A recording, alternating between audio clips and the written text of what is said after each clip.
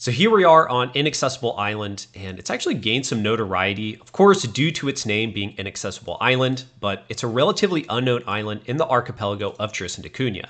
I recently covered Tristan da Cunha in a previous video, but I figured it'd be a good idea to go around and check out all the other neighboring islands around this archipelago, and just to see what we can learn about them.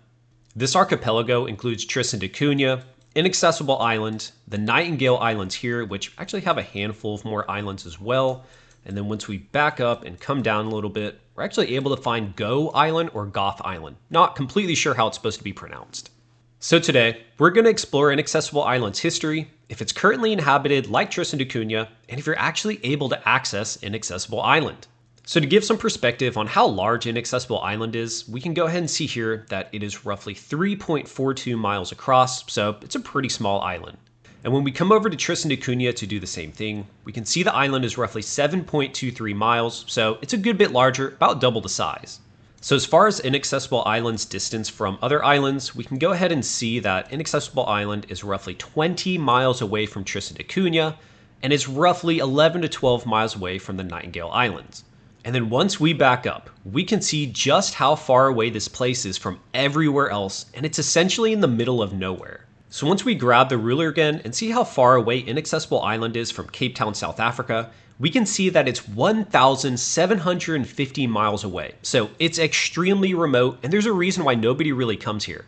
So if we want to know the next closest landmass from Inaccessible Island, we actually come down here and we're able to find this other super small island called Bouvet Island, or Bouvet, something like that. So now that we finally made it to Inaccessible Island, when you take a look around, you're eventually going to come across this building here on the northwestern part of the island. So this naturally brings up one of the other most frequently asked questions about Inaccessible Island. Is it inhabited? And at one point in time, yeah, Inaccessible Island was inhabited, but at this point in time, nobody actually lives there.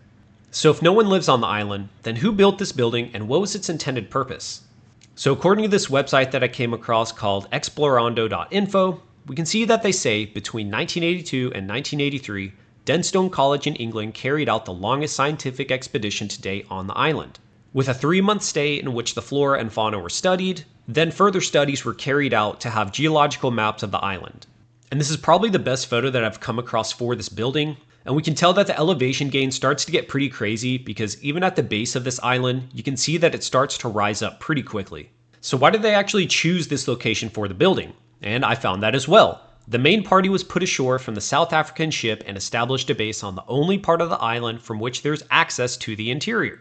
So coming back over to Google Earth and backing up, you can see that the elevation is absolutely insane, and they weren't kidding. This is probably the only part of the island that you even have a shot of climbing this massive cliff.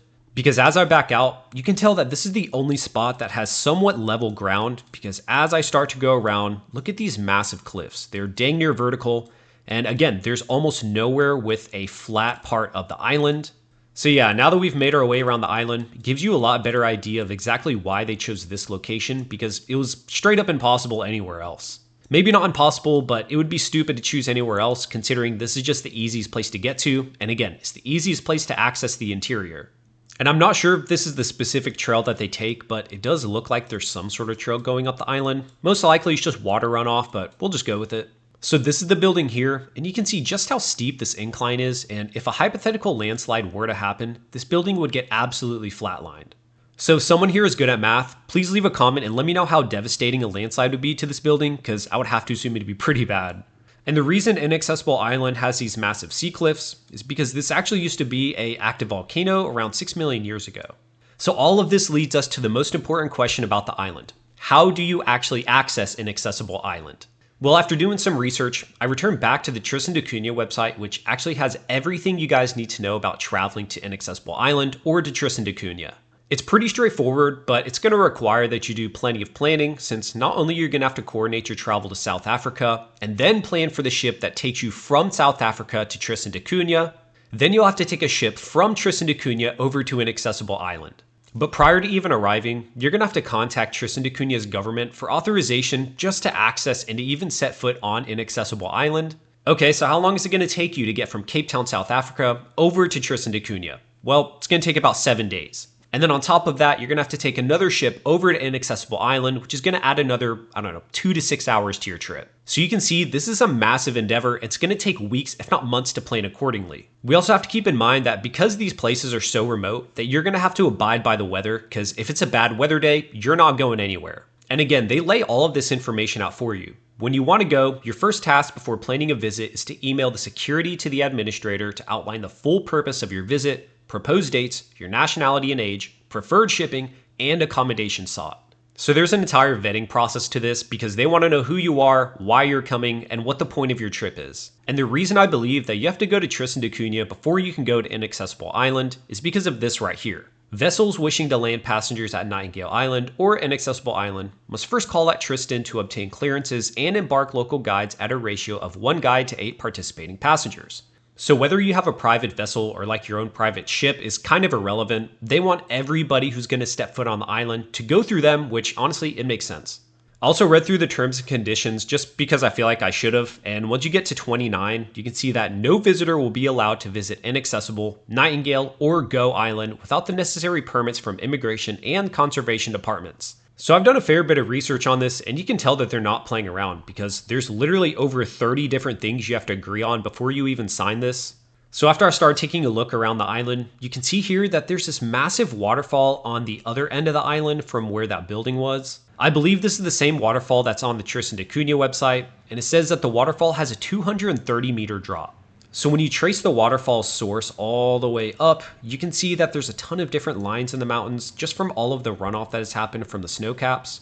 So during the winter season, there's plenty of snow, and then of course, once it starts to heat up during the spring and summer, that causes a lot of glacial runoff, which eventually leads to this waterfall right here. So as we make our way up this peak, we can actually come to the very top, and it's actually called Cairn Peak. And it's the highest point of elevation on Inaccessible Island, standing at 1,400 feet or 440 meters above sea level. So once we come down from the peak and down to the slopes of the island, we can see that there's a ton of whitewash. So if you were somehow unlucky enough to get stuck in this little cove right here, imagine getting slammed up against the island over and over and not being able to breathe. So besides taking the tour from Tristan da Cunha, the only real other way that you can access Inaccessible Island is from a private charter or from a private boat that you own. And I don't mean physically get on the island, but of course just go around it. So if you take your own private vessel, you're definitely going to have to watch out for these reefs that are popping up because it makes visiting the island extremely dangerous, hence the name Inaccessible Island, alongside the pop-up storms and strong currents, because these pop-up storms can be extremely violent, as Inaccessible Island lies at 37 degrees south latitude and is inside the zone known as the Roaring Forties. So this zone is notorious for high winds and waves that can reach up to 30 to 50 feet, partially because of the lack of land masses to actually break the high wind. But what kind of wildlife is found on this island? They're famous for having the world's smallest flightless bird, which is actually called the Inaccessible flightless rail, and it measures at only 5 to 6 inches long and is only weighing in at 40 grams. And we can see on Tristan da Cunha's website that they actually have an entire article dedicated to this bird. So Inaccessible Island is also known for the penguins that like to frequent the island, whether it's for breeding or whether it's for them to just have a stopgap in between Antarctica. Because besides those penguins and the flightless bird, there's really not too much else on this island as far as mammals or insects. As far as I know, there's actually no mammals or insects on this entire island. So I mentioned that it's part of the Tristan da Cunha archipelago, but does that actually mean that they own Inaccessible Island? Well, yes, Tristan da Cunha effectively owns and manages Inaccessible Island, but it's under the umbrella of the United Kingdom since they own the whole archipelago and it's considered a British overseas territory. Per usual, the British are pretty good at taking things and then keeping them for a prolonged period of time. So essentially, if any issues pop up with Inaccessible Island, then the local government of Tristan da Cunha typically handles it, but if it becomes an issue that's well over their head, then they end up calling the UK government in. But even if they were to call the UK government, it's not like they'd be able to pull up for a long time, since it takes literally a week to get up to the island. So if we dive a little more into the history of Inaccessible Island, we can see that it's been discovered for a while. It was initially spotted in January of 1656, but landfall would be made in 1803 by some US sailors, and then finally in 1871, two German brothers, Gustav and Friedrich Stoltenhoff, would reach the island and live there, but not for long. Because after about 2 years, the brothers were rescued in 1873 by a ship which had come to the island for research, as it would have been a tough way to live given the lack of food and tough climate. So not only did the brothers live on Inaccessible Island, but they also had some influence on the other islands because, as you can see here, this other one was named Stoltenhoff Island. It's along the Nightingale Island chain, so if we were to see how far away Inaccessible Island is from it, we can see that it's roughly 10 miles away, so not too bad. And we can see that Stoltenhof is extremely small, because when we get the ruler out, we can see that it's not even half a mile long, but again, I'm going to make a follow-up video on all of these. And just like most remote islands, they tend to have reefs surrounding the island, and there's been a handful of shipwrecks. But unfortunately, we can't see any of them because they all happened in the 1800s, and of course they used wood at the time, no steel, so there's no remnants laying around that we can actually view. But if they were made out of steel, like with the shipwreck on the northwestern part of North Sentinel Island, then we'd definitely be able to spot them on Google Earth. But one of these shipwrecks would be a bit more famous than the other ones, as they would have 50 survivors stranded on Inaccessible Island after their 450-ton ship would wreck on the 23rd of July, 1821. This would be known as the Blendenhall Shipwreck. They would eventually run ashore because of a heavy swell with foggy weather, and it would lead to 50 survivors living off of fish, seabirds, and penguins before reaching Tristan on a makeshift salvage boat. So imagine having to take a makeshift salvage boat all the way from Inaccessible Island to Tristan da Cunha, which like I said, is about 20 miles. I also wanted to say thanks for everyone who watches my videos because as you can tell, these videos are a lot more laid back, a lot more chill, and I try to just give people history and knowledge of these islands that I cover. Social media now is all about fast-paced stuff, screaming and yelling, and there's nothing wrong with that, and I'm not about to say that I hate on it or anything, but I just think that it's really important that while you have that stuff over here, that you should also have very entertaining and pretty relaxed historical and knowledgeable stuff like my channel over here. So again, I really appreciate you guys for watching my videos because I do all of this myself. I write the script, I find places to visit, I upload, I promote, so it's all me. And as always, all the links for the articles that I talked about are in the description, as well as the Discord channel and my other social media links. So thanks a ton for watching. Let's get to 10K subs, and I'll see you guys in the next video. Peace.